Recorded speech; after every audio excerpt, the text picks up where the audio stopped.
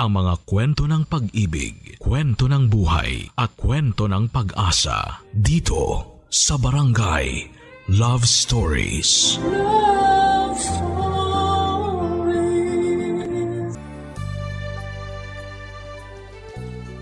Grabe, babe! Ang ganda na pagkakasulat mo dito sa reaction paper ko. Hindi naman masyado. Sinimplihan ko na nga lang ang mga salita na ginamit ko dyan eh. Ang ganda kaya! Buti na lang talaga tinulungan mo ko dito. Kasi sobrang tamad ko talaga sa paggawa ng reaction paper eh. Iba kasi ang mga trip mo na gawin, babe. Saka doon ka mas active sa mga subject na may kinalaman sa sport. Kaya kinakatamaran mo lang talaga yung mga ganitong pagsusulat. Sa bagay, tama ka dyan. Pero babe, thank you talaga ha. Alam mo, kanina ka pa nagpapasalamat sa akin. Reaction paper lang yung ginawa ko kaya hindi mo kailangan na paulit-ulit na mag-thank you. Hindi lang naman ako nagta-thank you para sa reaction paper na yan eh. Eh para saan pa? Para sa pagiging best girlfriend mo sa akin. I love you, babe. I love you too, babe. Sobra. Pakis nga.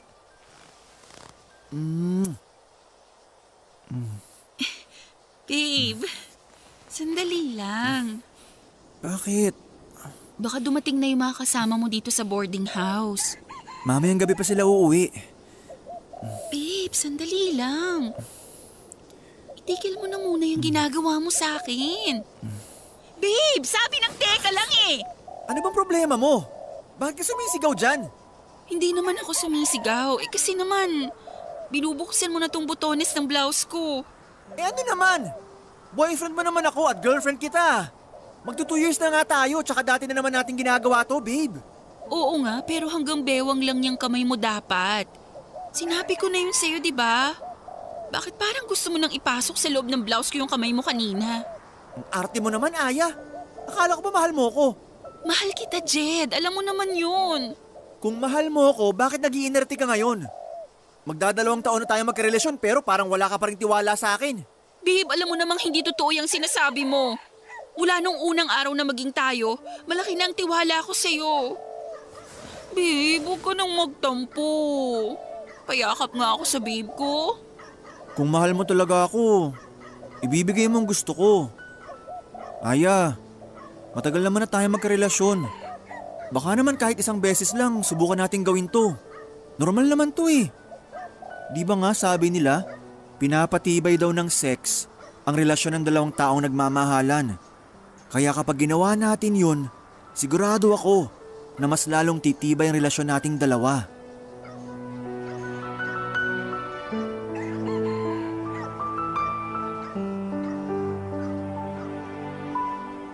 Papadudod, sinubukan ko pang tumanggi sa gustong mangyari ni Jed ng araw na yon.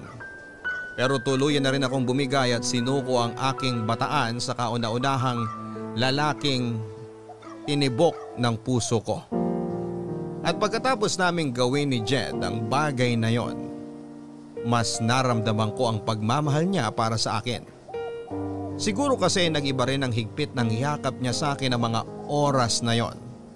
At kita ko sa mukha niya na sobrang natuwa siya dahil binigay ko na ang matagal na niyang hinihingi sa akin, ang aking buong sarili. Ang sabi ni Jed ay isang beses lang naming gagawin yon, Papa Dudut. Isang beses lang kaming magsisiping dahil gusto niya lang daw talagang mas pagtibayin ito ang relasyon naming dalawa. Kaya lang sa tuwing magkasama kami sa boarding house niya at walang ibang tao doon, kung hindi kaming dalawa lang, ay madalas niya akong kinukulit na gawin namin ang bagay na yon. Ayoko na rin sanang ulitin namin yon pero hindi ko siya matanggihan. Lalo na kapag nagtatampo na siya. Kaya ilang beses na rin namin ginawa ang pagsisiping sa boarding house nila o kaya sa mumurahing hotel na pinupuntahan namin. May mga motel kasi siyang alam na tumatanggap ng mga nagche-check-in kahit mga estudyante pa lamang o naka-uniform pa. Kaya tuwing once rin namin ay hindi pwedeng kay Jed na walang mangyayari sa aming dalawa, Papa Dudut. Happy 2nd anniversary, babe! Happy anniversary din, babe. Thank you kasi pumayag ka na dito tayo sa motel mag-celebrate ng anniversary natin. Siyempre naman, request mo to eh. Sa kabuti na lang din, isa lang ang klase ko ngayon. Kaya mas mahaba ang oras na magkasama tayong dalawa. Babe, sana hindi ka magsawa sa akin ha. Bakit naman ako magsasawa sa'yo? Mahal na mahal kita. Wala lang. Natatakot lang ako na mapagaya tayo sa iba na pagkatapos ng ilang beses na may nangyari sa kanila, bigla na lang silang naghihiwalay. Huwag kang mag-alala. Hindi ako kagaya ng mga nababasa mo sa pocketbook o napapanood mo sa teleserye. Na pagkatapos makuha ang gusto niya sa isang babae, bigla na lang mangiiwan sa ere. Ang tagal na kaya nating dalawa. At sigurado na ako na ikaw na talaga ang babaeng gusto kong pakasalan at makasama sa habang buhay. Talaga, babe? Oo, mahal na mahal kita eh. Ako rin. Sobrang mahal kita, babe. Yan ang gusto ko sa'yo eh. Yung palagi ko naririnig kung gaano mo ako kamahal. Basta babe, magtiwala ka lang sa akin ha. Promise, hindi ako mawawala sa buhay mo. Ang sarap naman pakinggan nun, babe. Pakiramdam ko tuloy. Sobra mo talaga akong mahal. Yun ang totoo, babe. At hindi na magbabago yun kahit kailan. Kiss ko nga yung maganda kong babe. Ay, teka. Oh. Munti ko na makalimutan to. Babe, ano yung ginagawa mo? Lagay ko lang tong cellphone ko dito malapit sa atin. Pero bakit? Kasi gusto ko makuna ng video tong gagawin natin. Babe, ayoko ng ganyan. I-off mo na yung cellphone mo. Ngayon ko lang naman gagawin to. Pagbigyan mo na ako. Pero ayoko nga ng ganyan. Hindi nga ako komportable na mapanood ang sarili ko sa video eh. Tapos ire-record mo pa tong ginagawa natin? Eh di wag mong panoorin to, babe. Ginagawa ko lang naman to kasi second anniversary natin ngayon. Gusto ko lang ng souvenir sa espesyal na araw na to. Pwede naman na ibang video na lang ang kunan mo sa ating dalawa. Huwag na tong ginagawa natin dito sa kama o sa loob ng motel. Baka mamaya kumalat pa yan eh. Bakit naman to kakalat? Wala ka pa rin ba talagang tiwala sa akin hanggang ngayon?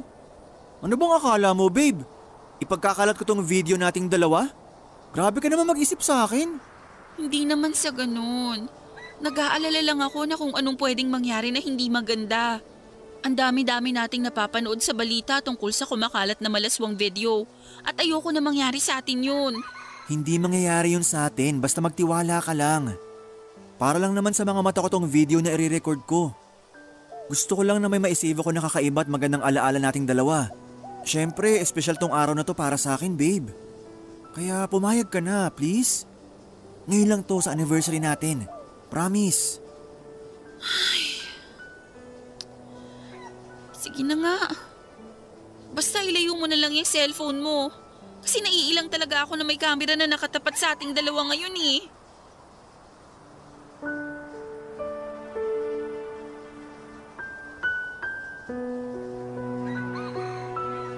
Papadudot, ayoko talagang gawin yon, kaya lang ayoko rin na mag-away pa kami ni Jed sa second anniversary naming dalawa. Kaya naman kahit naiilang talaga ako ay hinayaan ko na lamang na i-record ng cellphone niya na nasa malapit lang sa amin ang ginagawa naming pagsisiping. Kaya lang hindi rin nakontento doon si Jed. Kinuha niya rin ang cellphone na yon at hawak niya yon habang nire-record nang malapitan ang ginagawa naming kalaswaan noon. Sobrang naiilang at nahihirapan akong kumilos noon. Pero dahil gusto ko siyang pagbigyan ay naging sunod-sunuran na lamang ako sa lahat ng gusto niyang mangyari ng araw na yon.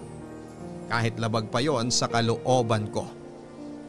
Ang totoo, Papa Dudut, ay lumaki ako sa medyo konserbatibong pamilya. Wala na akong papa at tanging si mama na lamang ang nag-aalaga sa aming 4 na babaeng magkakapatid. Pangalawa ko sa aming 4 at nagtatrabaho na noon sa abroad ang ate ko. Hindi naman naging mahigpit sa pag-aalaga at pagpapalaki sa aming magkakapatid ang mama ko. Pero hindi siya nagkulang sa pagpapaalala sa amin na maging maingat kami sa aming mga sarili.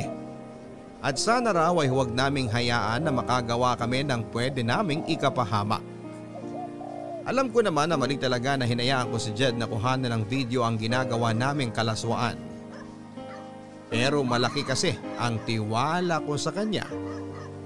Pinanghawakan ko ang pangako niya na hindi niya yon sisirain.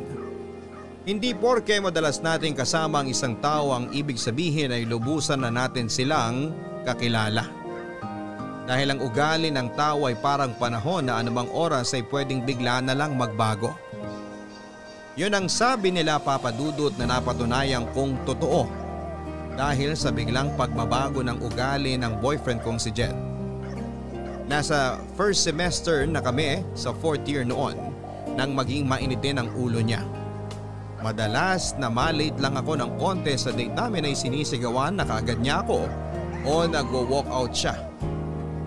May mga oras din na nakapagbibitaw siya ng masamang salita sa akin. O kaya ay minumura niya lang ako bigla kahit pa sa harapan ng maraming tao kapag nababadtrip siya. Kahit nga rin sa tawag o text ay palagi ako nakakatanggap ng mura sa kanya. Naging madalas din ang pagsiselos niya kahit makita niya lang na may kausap akong lalaking kaklase ko. Ewan ko ba Papa Dudut, alam ko namang may problema sa ugali noon si Jed at sa relasyon naming dalawa pero tiniis ko pa rin ang lahat ng yon.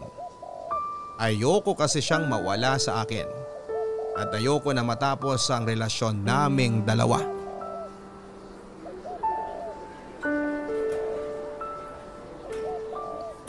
Halika! Halika dito! Aray ko! Aray! Aray ko, babe! Nasasaktan na ako! Masasaktan ka lalo sa akin kapag hindi ka tumigil sa kakasalita mo dyan. Bitiwan mo nga kasi yung braso ko! Hindi naman ako lalayo sa'yo! O ayan, Aray! Hindi mo naman ako kailangang itulak!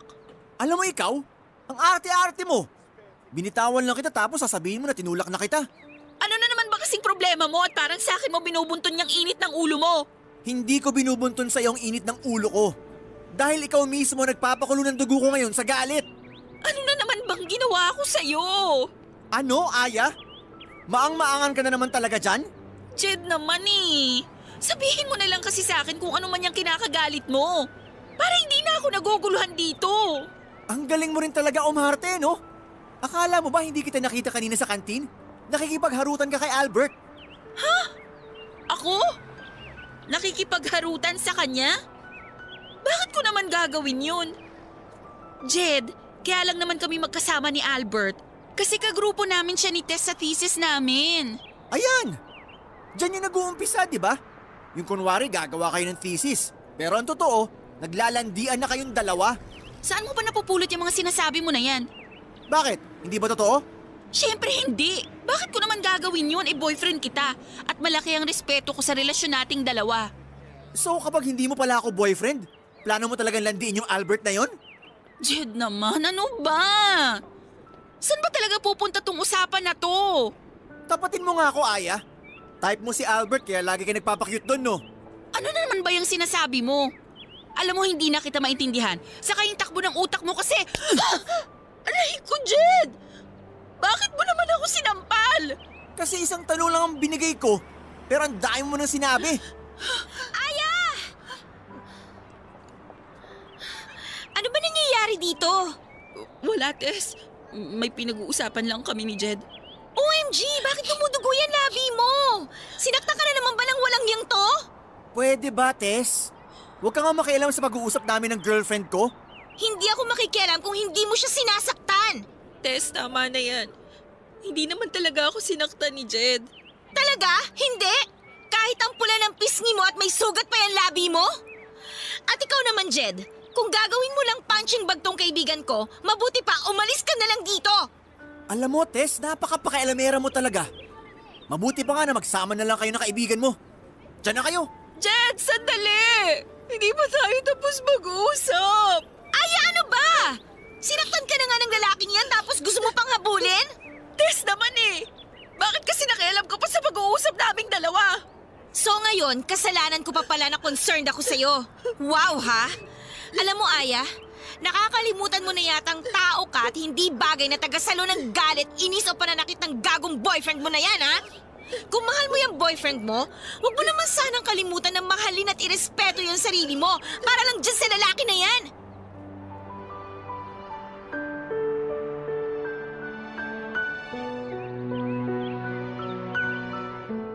Papa Dudut, alam ni Tess na hindi yun ang unang pagkakataon na nasaktan ako ng pisikal ni Jed, kaya naman grabe rin talaga ang inis niya sa akin ng araw na yon. Ilang beses na niya kasi akong pinayuhan na hindi na raw healthy ang relasyon namin kaya dapat ay makipaghiwalay na ako dito. Pero ilang buwan ko pang tiniis ang ugali na yun ni Jed. Wala mahal ko talaga siya. At malaking bagay din talaga yung si Jed, ang kauna-unahang lalaking nakasiping ko. Aaminin ko na ang iniisip ko noon kaya ayaw ko makipaghiwalay sa kanya ay wala ng ibang lalaki ang magkakagusto sa akin kasi nga hindi na ako virgin.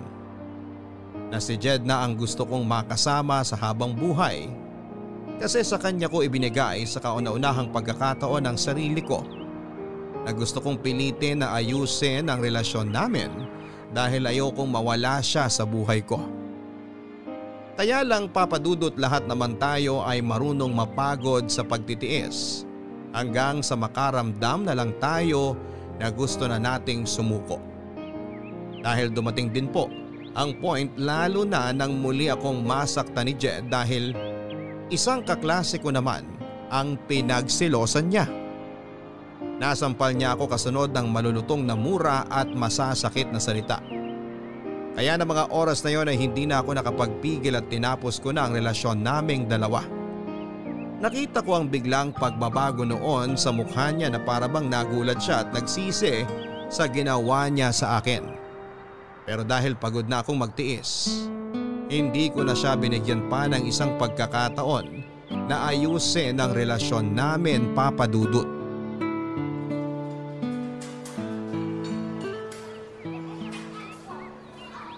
Tess, nasan ka na?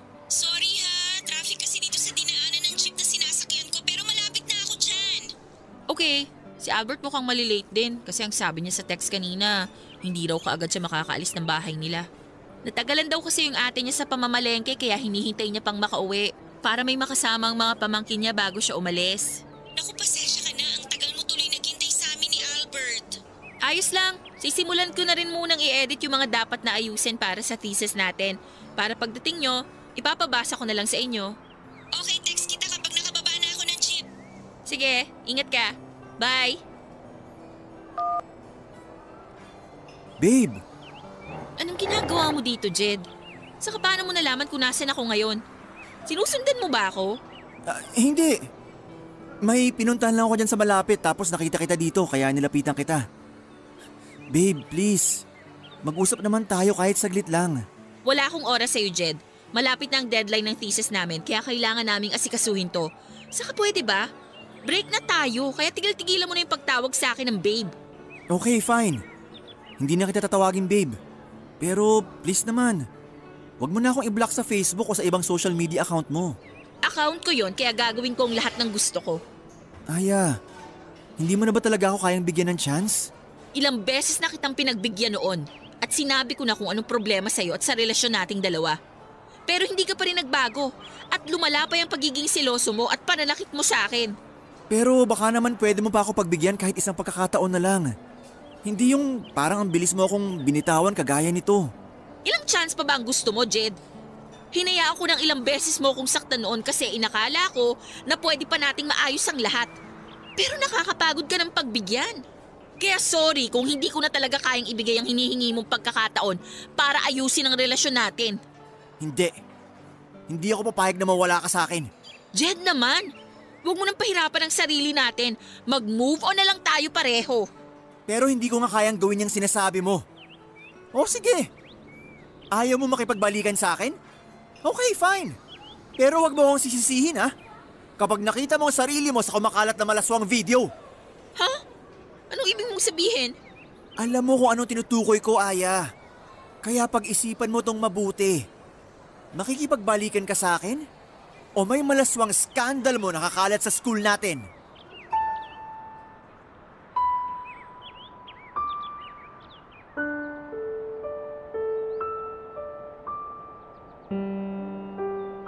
Papa Dudut, hindi na ako nakasagot sa tanong na yon ni Jed sa akin. Bigla na kasi akong kinabahan. Kaya wala na rin akong makapa na salita noon. Hanggang sa dumating na si Tess na dahilan para bigla nang umalis si Jed sa harapan ko. Gusto pa sana siyang habulin at awayin ni Tess pero sinabi ko sa kanya na hayaan na lang na umalis si Jed dahil wala naman siyang ginawang masama sa akin. Hindi ko sinabi kay Tess ang pagbabantang ginawa ni Jed, Papa Dudut, dahil nahihiya ako na malaman niya na pumayag ako sa pagbivideo na gusto ni Jed noon. Pero napansin niya na may gumugulo sa isipan ko ng mga oras na yon. Nang tanungin niya ako tungkol doon ay sinabi ko na wala lang yon, kaya huwag na akong alalahanin pa. At nang dumating ang isa pa naming kagrupo sa thesis na si Albert ay pinilit ko ang sarili ko na mag-focus sa dapat naming gawin at pag-usapan na tatlo. Sobrang hirap, Papa Dudut, dahil sobrang nag-aalala ako na baka totohanin ni Jed ang pagbabanta na ginawa niya sa akin ng araw na yon. Nang makauwi ako ng bahay, Papa Dudut, ay hindi pa rin maalis sa isipan ko ang pagbabanta ni Jed tungkol sa video na ginawa naming dalawa. Pero pilit kong kinumbinsi ang sarili ko na hindi naman siguro gagawin ni Jed na ikalat ang video na yon dahil naniniwala ako na kahit papaano ay may respeto at pagmamahal pa rin siyang natitira para sa akin. Kaya lang, Papa Dudut, hindi pa rin siya huminto sa panggugulo sa akin. Kapag nakikita niya akong walang kasama sa school ay nilalapitan niya ako at pilit na kinakausap. Gumagamit din siya ng mga dummy accounts sa Facebook para ma-message niya ako at sinasabi niya na balikan ko na siya. Sinubukan ko na pakiramdaman noon ang sarili ko, Papa Dudut, kung may pagmamahal pa ba akong nararamdaman kay Jed na pwede kong gawing dahilan para balikan siya. Kaya lang, wala na talaga. Sadyang napagod na ang puso ko noon na mahalin siya kaya nagmatigas ako sa desisyon ko na hindi muli pang makipagbalikan pa sa kanya.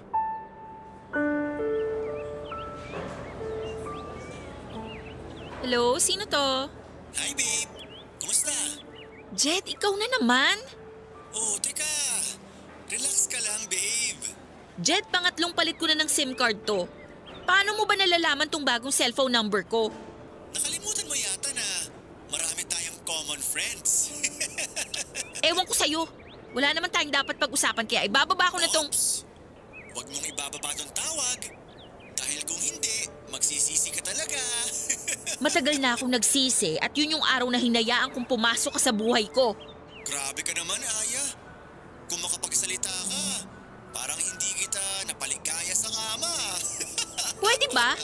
Kung mambabastos ka lang, humanap ka na ng ibang kakausapin mo kasi wala akong panahon sa'yo. Ikaw nga ang gusto kong kausap. Kasi nami-miss na kita, babe. Kaya bumalik ka na sa akin. Please? Hindi mo na ako madadaan sa mga paglalambing mo na yan. Sige na, bye! Buwisit talaga yung lalaki na yun kahit kailan. Aya, nandito ka lang pala sa kantin. Kanina pa kita hinahanap. Bakit hindi ka na lang nag-text para itanong kung nasan ako? Ay, oo nga no. Bakit ba hindi ko naisip yan kanina? Sorry ha, sobrang natataranta kasi ako sa paghahanap ko sa'yo eh. Okay lang, Tess. Pero bakit ganyan ang mukha mo? Para kang nag-aalala na hindi ko maintindihan. OMG, ibig sabihin hindi mo pa talaga napanood? Ha? Ang alin ba? Yung ano… ano kasi? Tess, ayusin mo hayang sinasabi mo. Mas lalo kitang hindi naiintindihan eh. Ay, sige na nga, eto na. May pinadala kasing video sa akin yung classmate natin. Anong video naman yun? Ano kasi, video mo, Aya. Ha? Video ko? Ayoko sanang panoorin kaya lang. Pinipilit kasi nila ako na ikaw yun eh. Kaya pinanood ko na, tapos… May kopya ka ba ng video na yon? Oo, pero Aya, alam ko naman na hindi mo gagawin yun at saka… Panood na lang ako, please. Oo, sige. Eto, nandito sa cellphone ko. Panoorin mo.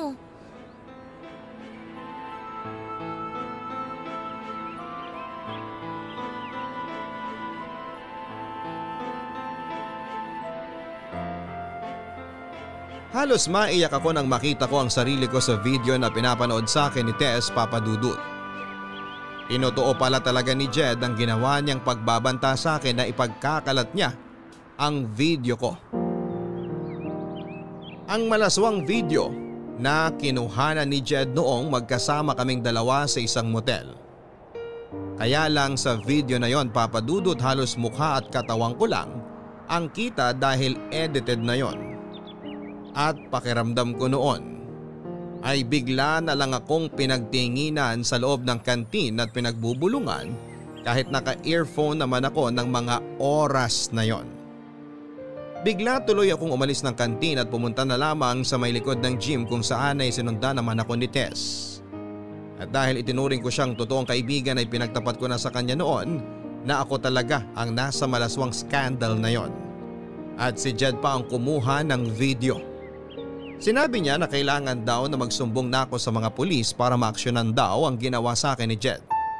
Pero syempre hindi ako sumang-ayon, Papa Dudut, dahil una sa lahat, ayokong malaman ni Mama ang ginawa kong kalaswaan, Papa Dudut.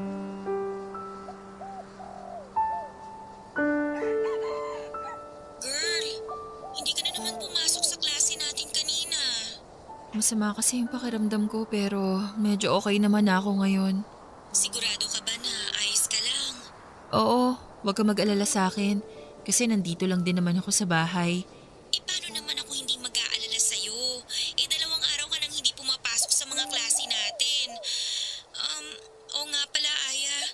Sinabi sa akin ng advisor natin na gusto ka raw niya makausap tungkol dun sa kumakalat na video mo. Mukhang hindi na rin talaga ako makakabalik pa sa school. Alam naman kasi natin na hindi nila tinotolerate yung ganitong issue sa isang estudyante. Expulsion din ang diretso ko dahil sa ginawa ni Jen sa akin. Baka naman may iba lang siyang gustong sabihin sa'yo. O kaya kailangan lang niya ng paliwanag mo tungkol dun sa video.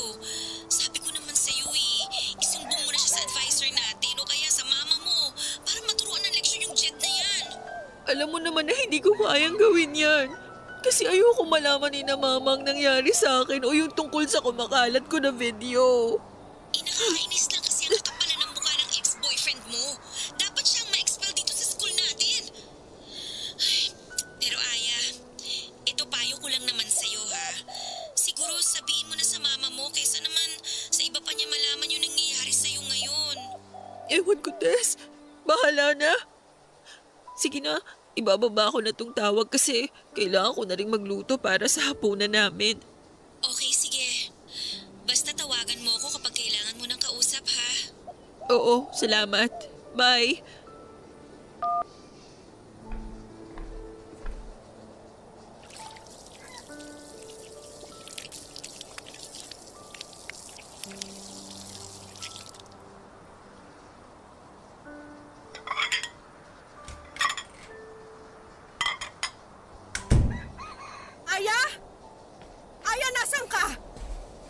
Ma, bakit po? Magluluto pa lang po sana ako.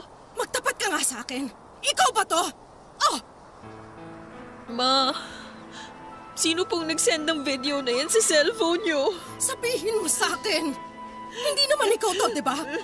Kamukha mo lang tong babaeng nasa malaswang video na to.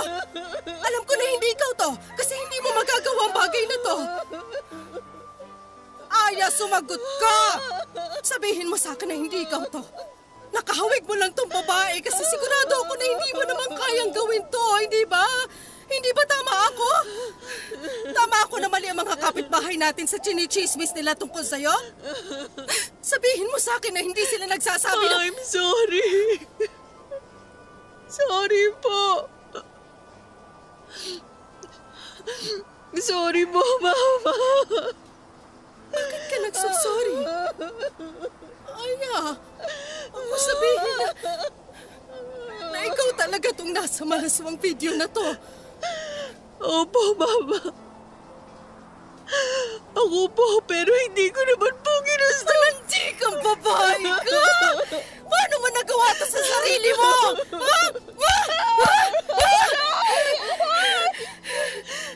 Ilang ulit ko kayong pinapaalalahanan ng mga kapatid mo na huwag gumawa ng kalokohan dahil puro babae ka nga.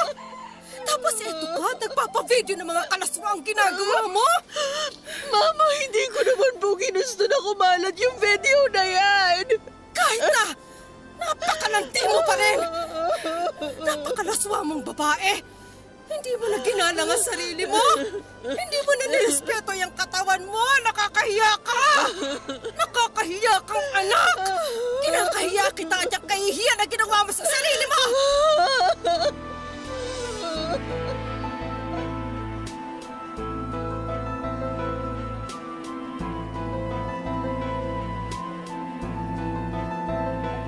Papadudot yon ang kauna-unahang pagkakataon na nasaktan ako ni Mama ng pisikal at mapagsabihan ng masasakit na salita. Hindi ko naman siya masisisi dahil sobra kong sinira ang tiwala niya. Sinubukan ko siyang yakapin habang paulit-ulit akong humihingi ng tawad sa kanya. Pero pilit niya lang akong tinutulak hanggang sasabihin niya na huwag na raw akong lalabas ng bahay dahil kinakahiya niya raw na may anak siyang malaswa ang pag-uugali. Doon ko nalaman, Papadudot, na hindi lang pala sa mga kaklase ko si Nen ni Jed ang skandal ko, kung hindi pati na rin sa mga pinsang ko na nakilala niya noon. Kaya kumalat na rin yon pati na sa iba pa naming kamag-anak at pati na rin sa mga kapitbahay namin. Pinagkalat niya ang video ko gamit ang kanyang dummy account sa Facebook. Sinubukan kong tawagan si Jed pero hindi na niya sinasagot ang tawag ko. Gusto ko kasing makiusap sa kanya na hinto na niya ang ginagawa niyang pagpapakalat ng video. Gulong-gulo talaga ang isipan ko kung ano ang dapat kong gawin noon, pero dahil alam ko na masyado nang mabilis ang pagkakalat ng balita, alam ko rin na hindi ko na mapipigilan pa ang pagkalat ng skandal ko sa social media at iba't ibang panig ng mundo, Papadudot. Mula nang malaman ni Mama ang tungkol sa kumalat na skandal ay hindi na ako halos nakalabas ng bahay, Papadudot. Hindi dahil sa ayaw ni Mama na lumabas ako, kung hindi dahil ako mismo ang nahihiya sa nangyari. Pakiramdam ko kasi lahat ng taong nakakakilala sa akin ay alam na ang tungkol sa skandal ko. Hindi na rin talaga ako pumasok sa school noon dahil alam ko na lahat ng estudyante doon ay napanood na ang malaswang video ko at pwede rin na ma-expel ako dahil sa issue na yon. At nag-deactivate na rin ako ng social media account ko dahil napuno na ng mga message na tungkol sa skandal ang inbox ko. Nang makausap ko naman ang ate ko na nasa abroad ay halos maiyak din siya sa galit habang pinagsasabihan ako, Papadudot. Wala naman akong ibang nagawa noon kung hindi ang paulit-ulit na mag-sorry sa kanya. Si Mama naman ay hindi na rin ako masyadong kinikibo sa bahay. At hindi ko rin masyadong kinakausap noon ang dalawa kong kapatid. Pareho silang nasa high school noon kaya alam ko na aware na rin sila tungkol sa video ko. Papadudot, gusto ko na rin talagang maglayas noon pero wala naman akong alam na ibang pwedeng puntahan. Kaya naman kinulong ko na lamang ang sarili ko sa lungkot at pagsisisi sa loob ng kwarto.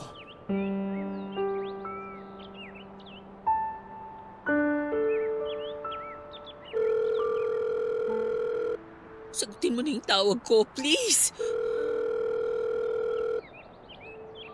Oh, babe! Napatawag ka! Na-miss mo ako? Walang hiya ka, Jed! Bakit mo ginawa yun? Ha? Ang alin? Huwag ka nang mag-deny dyan. Alam ko naman na alam mo kung anong tinutukoy ko. Yung tungkol ba to sa skandal mo? In fairness, babe sexy mo dun. Parang sarap na sarap ka habang nakikipag-ano ka sa video na yun. Napakasama mo talaga, Jed! Oh, bakit? Anong masama sa sinabi ko? Totoo naman, di ba? Ang lakas kaya ng ungol mo dun sa video. Ikaw naman kasi, babe. Bakit ka naman kasi pumayag na magpakuha ng video? Ayun tuloy. Napanood na ng ibang tao kung gaano ka kahilig sa sex. Tigilan mo na nga yung pagtawag sa akin ng babe! Ang kapal din naman talaga ng mukha mo na sabihin sa akin yan! Alam ko naman na ikaw ang nagpakalat ng video ko na yon! Oh, teka lang. Hinay-hinay ka sa pagbibintang mo. Kasi wala ka namang katibayan dyan. Ang kapal talaga ng mukha mo na magmaang-maanga pa dyan! Bakit? Totoo naman hindi ko nga alam kung ako ba talagang kasama mo dun sa video eh. Jed, pwede ba? Ikaw lang naman ang lalaki na kagalaw sa akin at alam mo yon! Kaya huwag kang mag-imbento ng kwento dyan! Aya, Paano ko naman masisiguro na ako talagang kasama mo sa video na yun? Mukha mo at katawan mo lang naman na nakikita dun. Kitang-kita dun na enjoy ka habang kinukunan ka ng video. Pinilit mo lang ako na pumayag, kaya pwede ba? Tigilan mo na yung pag-iimbento mo ng kwento! Kung napilitan ka lang talaga, bakit ang lakas ng ungol mo dun sa video? Hindi ba dapat nagpupumiglas ka? Sumisigaw ka ng, "Tama na po, huwag niyo na po akong kunan ng video." Pero hindi yun ang sinasabi mo sa video, Aya. Sarap na sarap ka habang nakatutok sa iyo ang camera ng mga oras na yun. Ano ba talaga gusto mo, Jed? Bakit mo ginagawa mo to sa akin? Alam mo naman ang gusto ko, Aya. Ang bumalik ka sa akin. Pero ang arte mo lang masyado eh. Kaya pinaparusahan kita. Wala naman akong kasalanan sa'yo. Tinapos ko naman ang maayos ang relasyon nating dalawa. At sinabi ko sa iyong dahilan kung bakit ayoko na. Ayaw mo na talaga? Ganun na lang talaga yon? Oo nga pala, may naalala ako. Ikaw, naaalala mo pa ba? Yung nakaluhod ka? Habang nakatutok yung cellphone ko sa'yo? Hindi ko pa pala yun nasisend sa mga kaibigan natin o kamag-anak mo. Dahil gusto kong pagsawaan mo ng panoorin yun bago ko ipasa sa kanila. Jed, please! Itigil mo na to! Maawa ka naman sa akin. Halos itakwil na ako ni Mama nang dahil sa video na pinakalat mo. Hala, talaga? Sorry hindi ko alam eh. Pero sige, hindi ko na ikakalat yung video na nakaluhod ka. Sa isang kondisyon, pumunta ka sa lugar na i-text ko sa'yo.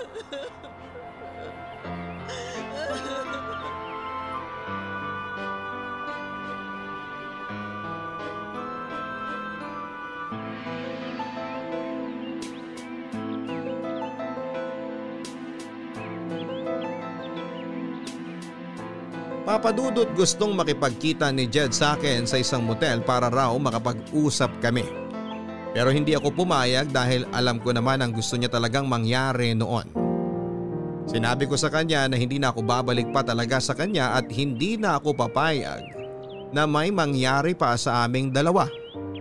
Hindi na rin ako nakapagpigil at nailabas ko na ang lahat ng sama ng loob ko sa kanya. Mula sa pagiging seloso niya, mapanakit na boyfriend hanggang sa pagkawala ng pagmamahal na dati kong nararamdaman para sa kanya. Naramdaman ko rin ang galit niya noon sa boses niya at muli akong pinagbantaan na ipagkakalat niya ang isa ko pang malaswang video. Nagtapang-tapangan ako at sinabi ko na hindi ako natatakot sa kanya. Kaya lang kinagabihan, Papadudot, ay tinawagan ako ni Tess para sabihin na may kumalat na namang bagong video ko. At yun nga yung tinutukoy ni Jed na nakaluhod ako sa harapan niya habang kinukuhanan niya ako ng video. Hindi lang yun ang kumalat kung hindi pati na rin ang iba't ibang version ng kwento na tungkol sa pagkatao ko. Na iba't ibang lalaki raw ang kasama ko sa video na yon, na nagbebenta raw ako ng katawan kaya may ganon ngalaswang video. Na matagal na raw akong hindi nag-aaral dahil pariwara na raw ang buhay ko. At kung ano-ano pang version ng kwento na hindi naman totoo. Nalaman ko yun mismo mula kay Tess, Mama at sa mga kapatid ko. Lalo tuloy akong kinamuhian ni Mama dahil inakala niya na totoo ang mga chismis na yon. Lalo rin akong nagalit noon sa sarili ko. Pakiramdam ko noon ay pati ako ay nandidiri na sa katawan ko dahil sa video na yon. Para bang nawala na ako ng kakampi at dahilan para mabuhay dahil puro kahihiyan na lamang ang binibigay ko kina Mama. Papadudot, alam kong mali pero dahil sa sobrang na-stress at na-depress na ako sa nangyayari sa buhay ko ng mga oras na yon, ay hindi ko na napigilan ang sarili ko na subukang tapusin ang buhay ko. Nasa kwarto lang ako noon at inabot ko ang cutter mula sa pencil case ko. At doon nga ay sinimulan ko ng laslasin ang pulso ko.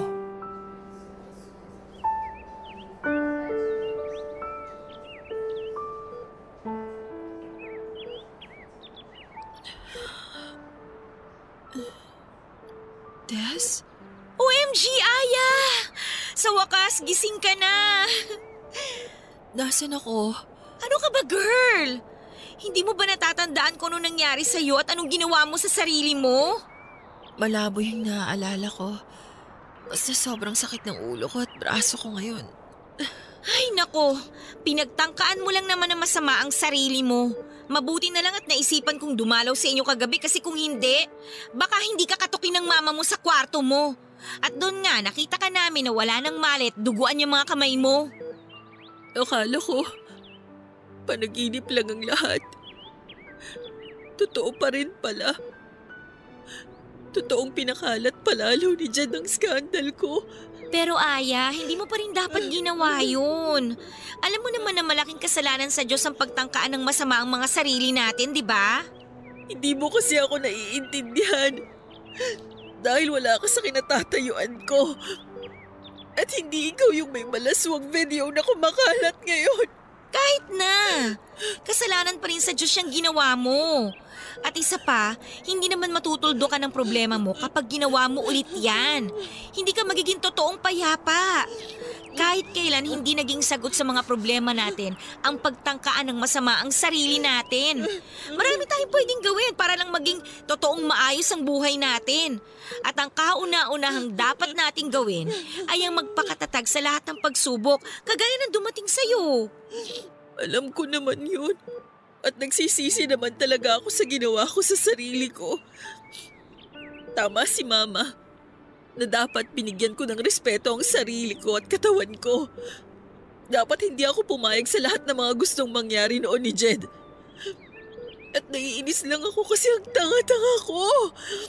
Kasi naging sobrang mahina ako. Yes? Sorry kung natagalan ako sa... Aya? Ay, salamat sa Diyos. Sa wakas nagising ka na. Lalabas po muna ako para magkape, tita. Sige, Iha. Salamat ulit sa pagbabantay sa anak ko, ha? Wala pong anuman, tita. Aya, balik na lang ako mamaya, ah.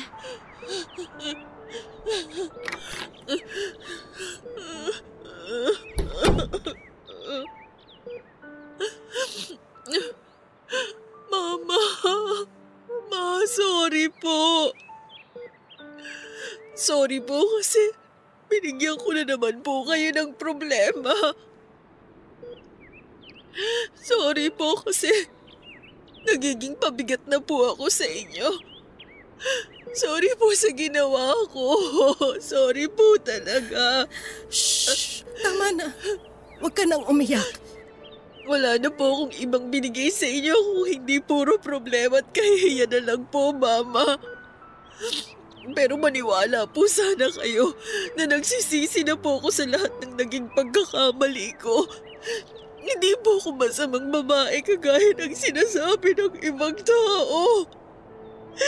Hindi po totoo na kung kani-kaninong lalaki po ako pumapatol. Si Jed lang po ang naging boyfriend ko.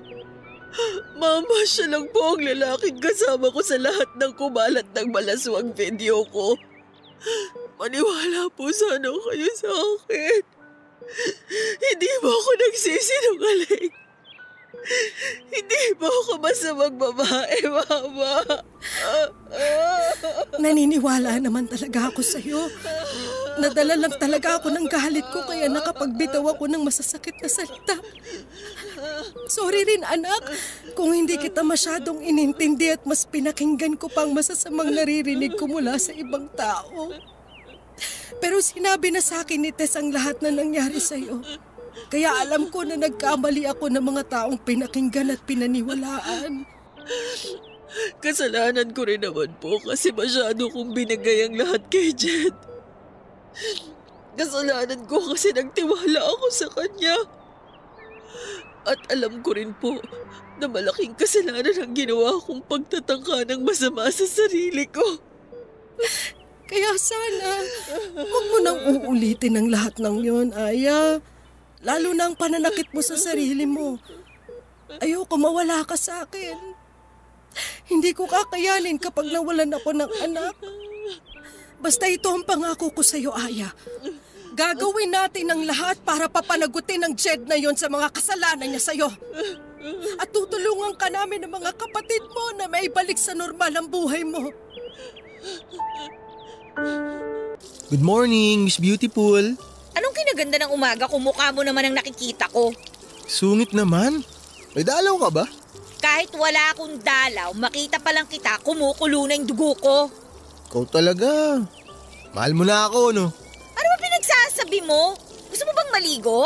Kung sa'yo ko kaya itutok tong hose na pinandidilig ko para tubuan ka naman ng hiya. Grabe. Mukhang matindi na yung pagmamahal mo sa akin, ah. Matindi talaga yung kapal ng mukha mo, no? Diba sabi nila, the more you hate, the more you love.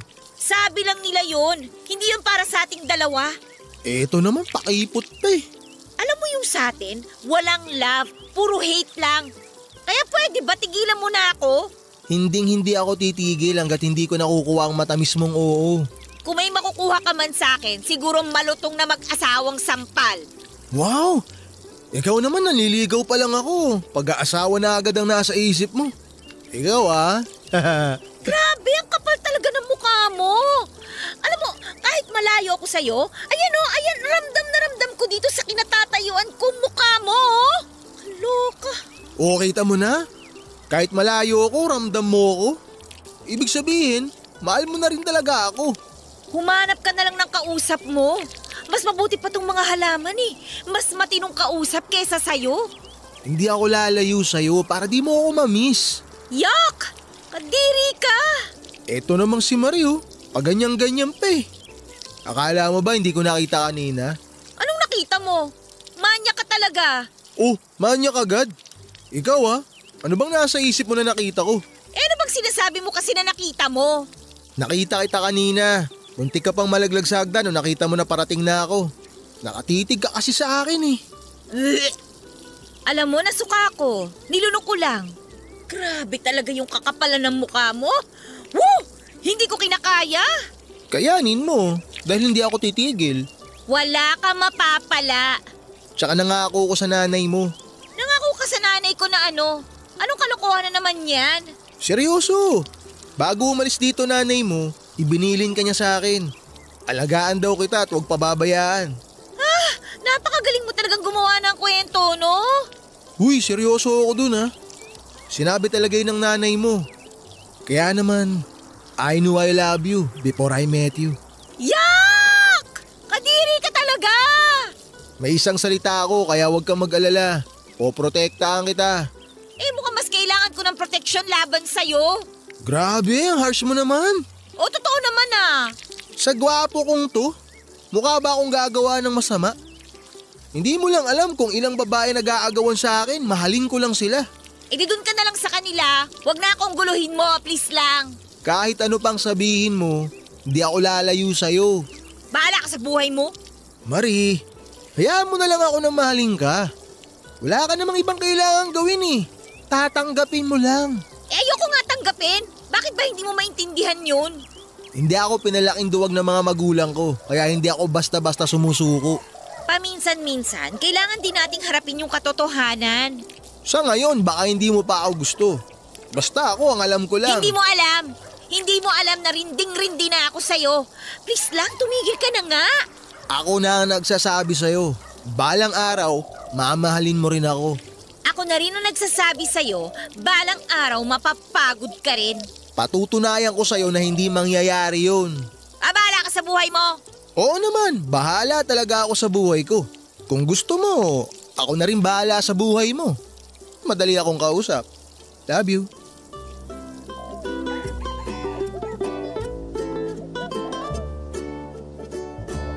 Nang panahon na yon, kung meron man siguro akong kinaiinisan na tao sa mundo, si Ryan na yon.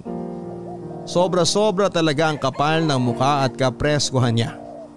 Kahit na ilang ulit ko nang sinabing hindi ko siya gusto, hindi niya tinatanggap. Araw-araw niya akong binubwisit noon. Kahit nasaan ako, nakabuntot siya. Kung tutuusin ay may itsura rin naman talaga si Ryan.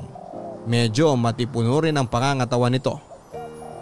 Kaya nga siguro marami talagang nahuhumaling na babae sa kanya.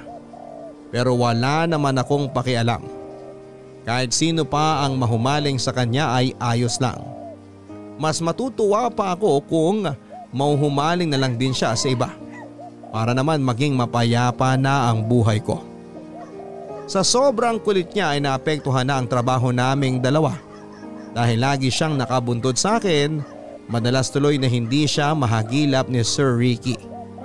Wala pa namang ibang gustong empleyado na utusan o pagkatiwalaan si Sir, lalo na sa mga importanteng ganap niya kundi si Ryan lamang. Pero madalas itong sumama sa akin. Naging madalas na rin tuloy na umiinit ang ulo ni Sir. At kapag mainit ang ulo ni Sir dati, nadadamay ang lahat. Kaya naman lalo lang nadagdagan ang inis ko kay Ryan hanggang sa dumating na nga ang kinakatakot ko. Sa halip na si Ryan, ako na ang napagbuntungan ng galit ni Sir Ricky. Marie! Marie! Marie! Yes sir, ano po yun? Nasaan si Ryan? Hindi ko po alam sir. Hindi mo alam? Hindi po sir. Ang sabi sa akin kasama mo. Isinama mo na naman daw. Naku, hindi po sir, hindi po kami magkasama. Anak ng tokwa, may importanteng lakad pa naman ako. Saan na naman nagsusuot yun? Gusto niyo po ba hanapin ko? Wag na. Sir, baka po nandyan lang yun. Alam mo kasi, nagmamaang-maangan ka pa eh. Ha? Sir? Akala nyo ba hindi ko halata? Ano po yun sir? Matagal ko nang napapansin. Hindi lang ako umiimik. Kayong dalawa ni Ryan. Ano kami ni Ryan? Nagliligawan kayo kaya hindi nyo na nagagawa ng maayos ang mga trabaho nyo. Naku! Hindi po sir hindi po ganun yun. Bago ka dumating, napakasipag niyang si Ryan. Lahat ng pinapagawa ko dyan, nagagawa niyang mabuti. Pero simula nang dumating ka, wala na siyang natatrabahong matino. Sir, lagi ko naman po siyang sinasabihan eh. Akala mo ba hindi ko alam? Lagi mo siyang sinasama kahit saan ka magpunta. Kaya hindi na siya makapag-focus sa mga trabaho niya. Hindi ko po siya sinasama, sir. Siya po yung laging bumubuntot sa akin kahit na lagi ko po siyang itinataboy. Akala ko pa naman katulad ka ng nanay mo na masipag magtrabaho. Sir, nagtatrabaho po ako ng mabuti. Sinisipagan ko po talaga ng husto. Sinisipagan? Puro paglalandi nga ang ginagawa mo. Wala naman pong ganyanan, sir. Bakit? Hindi ba totoo? Imbis na gumawa ng mga kailangang gawin, nakikipagligawan ka. Pati si Ryan, nadamay mo pa. Sir, kahit po kanino nyo pa itanong sa mga tao rito, si Ryan po talaga yung nanggugulo sa akin. Siya ho yung sunod na sunod sa akin, sir. Puro ka dahilan. Sumasobra na ho yata kayo, sir. Parang inuhusgahan nyo naman yung pagkatao ko. Aba, sumasagot ka pa? Galit ka ba? Hindi naman ho sa ganon, sir. Pero sana naman po, alamin niyo po muna kung ano yung totoo. Sinasabi mo bang sinungaling ako? Ang akin lang naman ho. Sana wag naman po puro akong nakikita niyong may kasalanan. Kung gusto niyo, si Ryan na lang pong tanungin ninyo. At inuutusan mo pa ako ngayon? Ang hirap niyo naman kausap, sir eh. Parang ipaborito niyong empleyado. At nagbibintang ka pa ngayon na may paborito ako. Totoo naman po, sir eh. Kahit na siya yung mali, siya pa rin yung pinagtatanggol ninyo. Ganon. Pasensya na po kayo, sir. Pero nagsasabi lang naman po ako ng totoo eh. Okay, sige. Magsasabi na rin ako sa'yo ngayon ng totoo. Matagal na kitang gustong sisantihin. Sir, huwag naman pong ganun. Simulan mo na mag-impake ng mga gamit mo. Ibabalik na kita sa agency na pinanggalingan mo. Sir, sorry na po. Huwag niyo naman akong tanggalin sa trabaho, sir. Kanina lang, galing-galing mong sumagot Ano nangyari? Sir, sorry na po talaga. Kailangan ko po itong trabaho na to. Sir! Sige na, iligpit mo na lahat ng gamit mo. Ayaw ko nang makita yung pagmumukha mo pag uwi ko.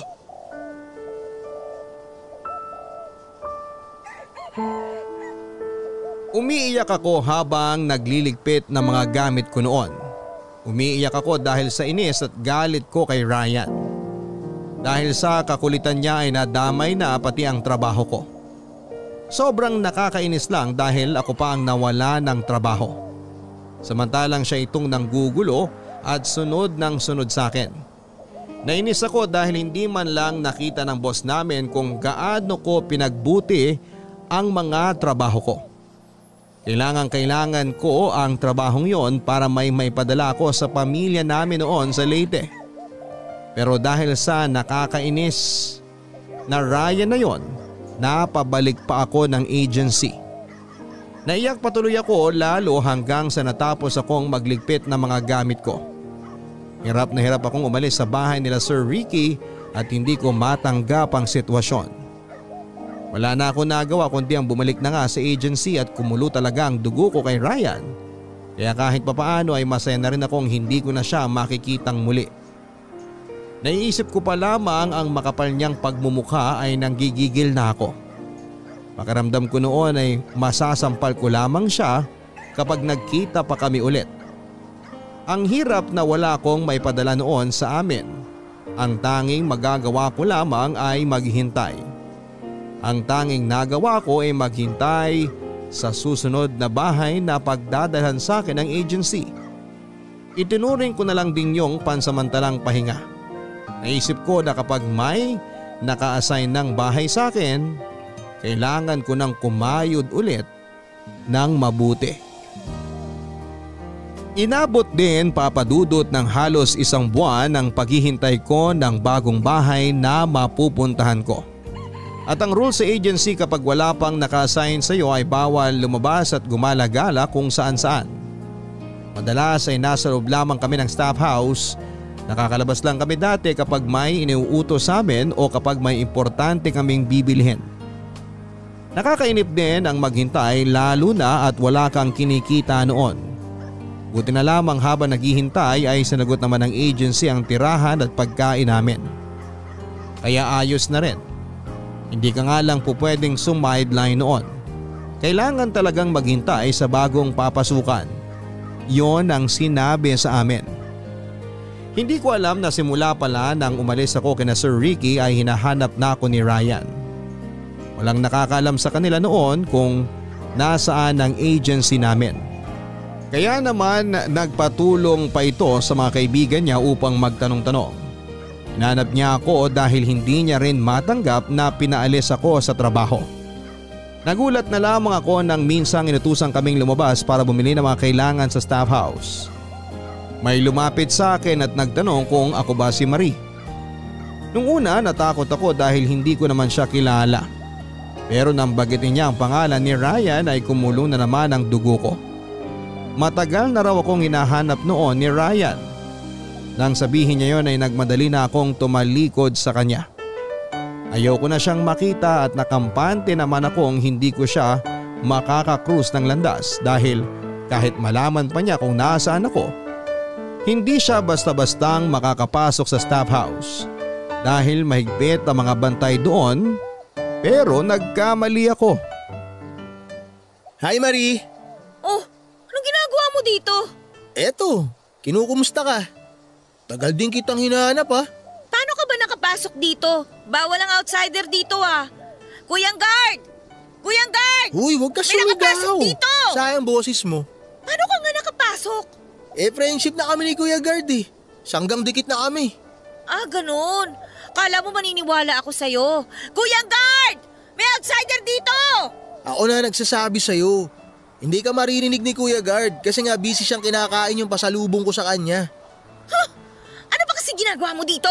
Eto naman, di mo ba ako na-miss? Mismo mukha mo? Grabe naman. Alam mo, kahit nagsusungit ka na, lalo ka pang gumaganda. Alam mo, kung ako sa'yo, umalis ka na bago ko pahampasin yung makapal na pagmumukha mo. Ay, na-miss ko yung pang-aaway mo sa akin, promise. Hindi ka ba talaga aalis? Uy, sige lang. Aalis din naman ako eh, pero pwede bang mag-usap muna tayo? Ano ba bang gusto mong pag-usapan natin? Kung paano ako pinalaya si Sir Ricky dahil sa'yo? Ayun nga, Marie. Ihingi sana ako ng tawad sa'yo. Ako naman talaga ang may kasalanan nun. Buti naman alam mo. Kaya nga nagsusuri na ako. Hindi ko naman alam na gagawin ni Sir yun eh. Oh, masaya ka na ba? Nawala na ako ng trabaho dahil sa'yo. Kaya nga nandito ako eh. Kinain ako ng konsensya ko. Sorry talaga, Marie. May magagawa pa ba yung sorry mo? Ibabalik ba sa akin yung trabaho ko? Maniwala ka, sinubukan ko namang kumbinsihin si Sir eh. Kaya lang, mas mabuti pa para sa kanya na ako na lang ang mawala kesa sa'yo. sorry na talaga. Hayaan mong makabawi ko sa'yo. O paano ka babawi, ha? Sige nga. Eto, mukhang ipapahamak mo na naman ako. Basta, balang araw, makakabawi rin ako sa'yo. Wala nang balang araw. Wala nang balang araw? Ikaw Gusto mo ata ngayon na ako bumawi. Pumapara ka sa akin Alam mo, umalis ka na nga. Baka mapahamak na naman ako dahil sa'yo Marie, baka naman pwede mo na ako pagbigyan. Pagbigyan na ano? Tayo. Baka naman pwede mo nang pagbigyan tayo. Tatabapuyo mo? Napakakulit mo Sabi ko naman sa'yo, di ba? Hindi kita basta-basta na lang tatantanan. Kaya nga kahit na sobrang hirap, hinanap talaga kita Parang kasalanan ko pa na nahirapan ka. Sige na kasi. Hayaan mo na akong kilalanin ka pa. Kahit kaibigan lang. Bahala ka sa buhay mo. Sa ayaw at sa gusto mo, lagi na kitang bibisitahin dito Hindi ko pa rin nakakalimutan yung pangako ko sa nanay mo. Eh di si mama na lang ang guluhin mo, wag na ako. Alam mo, ang ganda-ganda mo talaga kahit nagsusungit ka. Love you.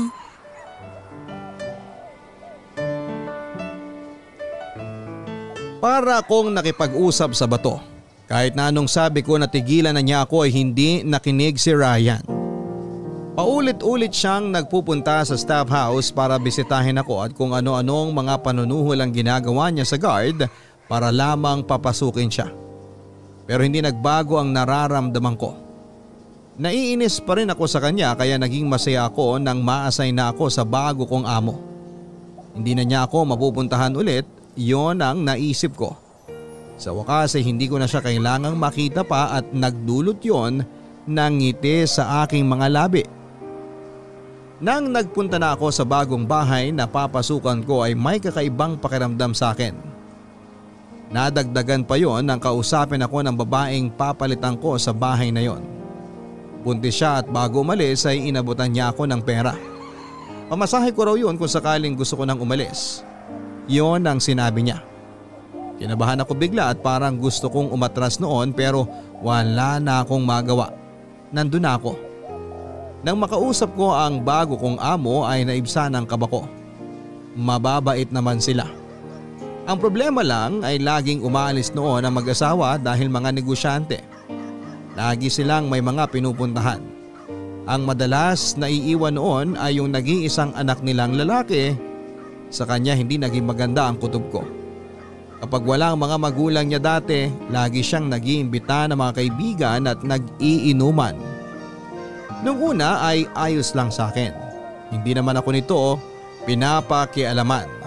Ngunit naging matindi ang takot ko nang pumunta ito sa kwarto ko na lasing na lasing. Mapula pa ang mga mata nito at tinignan ako mula ulo hanggang paa. Nagpunta siya sa kwarto ko para sabihing ipagluto ko sila ng mga kasama niya. Umuo na lamang ako sa kanya pero pag-alis na pag-alis niya, agad kong niligpit ang mga gamit ko. Hindi talaga maganda ang kutob ko sa sitwasyon na yon. Dahil busy silang nagiinuman noon ay dahan-dahan akong umalis at lumabas na sa bahay na yon. Naalala ko yung naging bilin ng babaeng pinalitan ko. Buti na lamang at may iniwan siya sa aking pera. Kaya naman sa 10 oras ng gabi ay umalis na ako nang hindi alam kung saan pupunta at hindi nagpaalam pa. Ayoko na rin bumalik sa agency noon. Siguradong mapaparusahan ako dahil sa ginawa kong pagtakas. Wala rin talaga akong kakilala sa Maynila noon. Hindi ko rin alam kung bakit pero natagpuan ko na lamang ang sarili ko kung saan nakatira si Ryan. Sino ba naghahanap sa akin ng ganitong oras?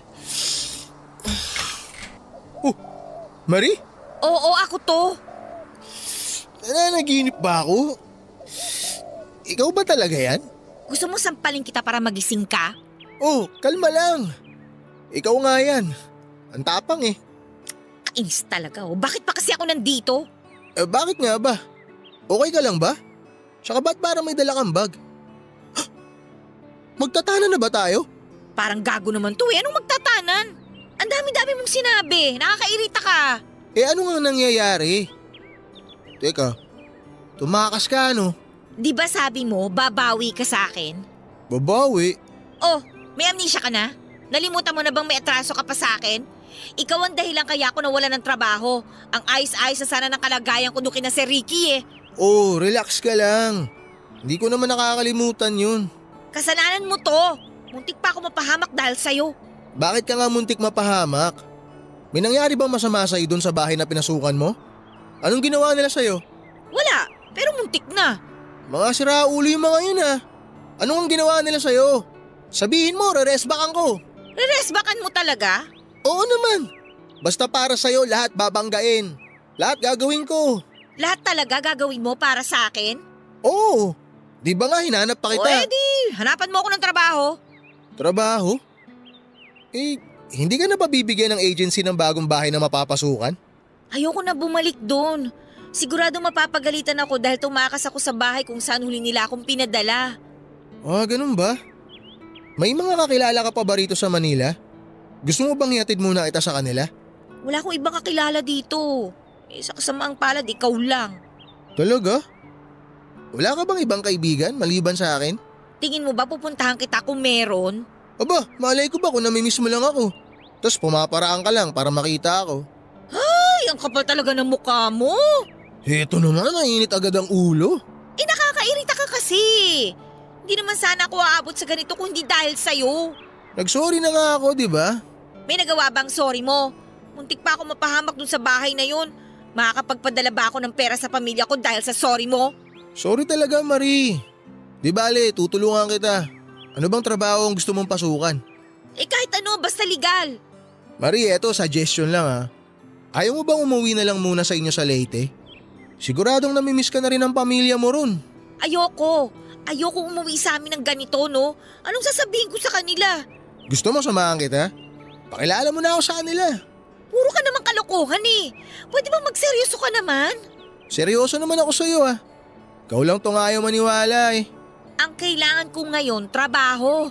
Kaya please lang, kahit na ayoko sana, nakikiusap ako sa'yo na tulungan mo ko. Huwag kang mag-alala. Magpahinga ka muna ngayong gabi. Bukas na bukas din, sasamahan kita sa chewing ko. Sakto, naghahanap sila ng bagong tindera. O tara, pasok ka. Akin na yung bag mo. Nang gabing yon ay doon ako natulog kina Ryan. Kahit na sobrang ayaw ko ay nilunok ko ang pride ko dahil wala naman akong ibang kakilala maliban sa kanya. Kahit papaano ay nakita ko namang mabait din siya. Doon niya ako pinatulog sa kama niya samantalang siya naman ay sa may sahig. Hindi rin ako halos nakatulog at tumakbo sa isip ko ang mga nangyari. Buti na lang at mabilis akong nakapag-isip. Dahil kung hindi ay hindi ko na alam kung anong nangyari sa akin sa bahay na yon. Inisip ko rin yung sinabi ni Ryan. Paano nga kaya kung umuwi na lamang ako sa amin? Pero kung umuwi ako roon, wala rin naman akong trabaho na mahanap doon at natakot ako para syempre sa kinabukasan ko. Hindi naman talaga madaling maghanap ng trabaho noon lalo na sa mga katulad kong walang natapos. Hindi ako nakapagtapos ng elementarya dahil mas pinili ko na magtrabaho. Buti na lamang at natuto akong magbasa at magsulat. Naging tulong na rin kapag nag-a-apply ako sa mga pinapasukan ko.